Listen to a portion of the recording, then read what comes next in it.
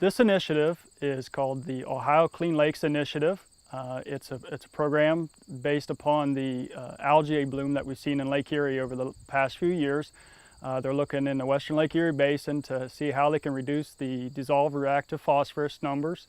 So one of the things that we're looking at is using controlled drainage structures to reduce the total load of both nitrates and dissolved reactive phosphorus going to the lake by putting these structures in.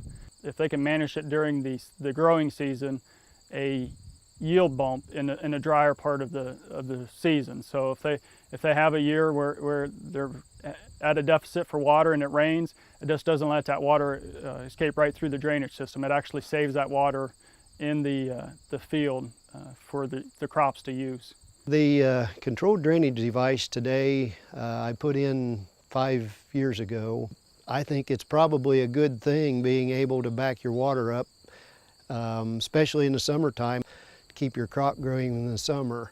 And I have seen some yield benefits to backing it up in the summer. Corn, about the most I've seen is 10 to 12 bushel increase, and soybeans 4 to 5.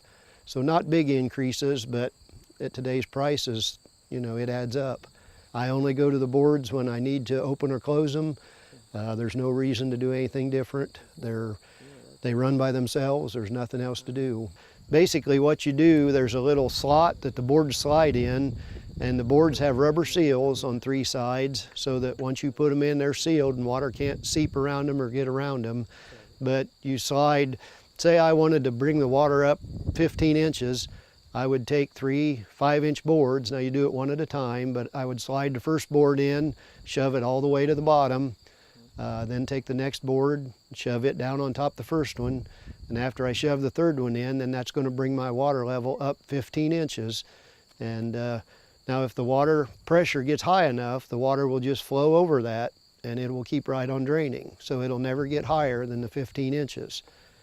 I won't go into my secret settings, but I have mine set how I like them. That's all the simpler or all the tougher it is to do is just slide the boards in however the height you want.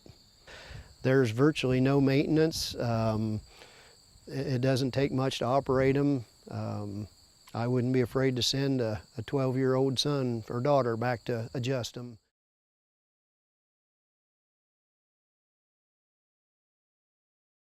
We're also, through the Clean Lakes Initiative, looking at applying some other best management practices. One of those being cover crops. The other is looking at variable rate technology, where we're concentrating or putting the phosphorus where it's needed, not the same rate over the entire field. We had a no-till field day. I think that was about 4 years ago. And the guy, it was at a local guy here, and one of the speakers said, "Here you got all this wheat stubble, guys, and you're not doing anything with it."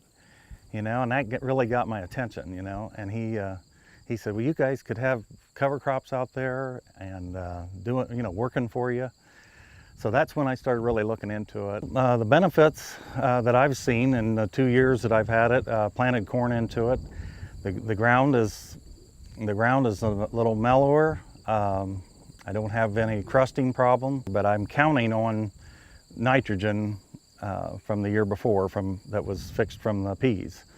So if I go from a field of my nitrogen program of say 180 units, when I go into this, then I usually cut it back about 30 or 40 units, which would be about $20 worth. And you know, I'm sure it helps with erosion and also just the structure of the ground because of the roots. There's so many roots growing there, and you know, here's a radish that's only been planted, you know, three weeks, and it's got a 6-inch taproot on it. So it definitely starts working in a hurry. I like it, and I think it's a win-win situation. It's just a little bit different management. Plant something that works on your field, but I'm planning on continuing.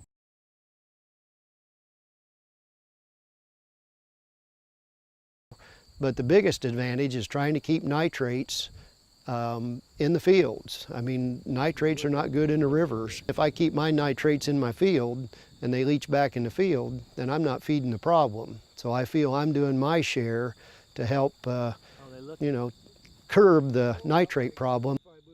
and if we can reduce the total load of nitrates and dissolved phosphorus getting to the Lake Erie or to the rivers and streams, then the better off that we all are.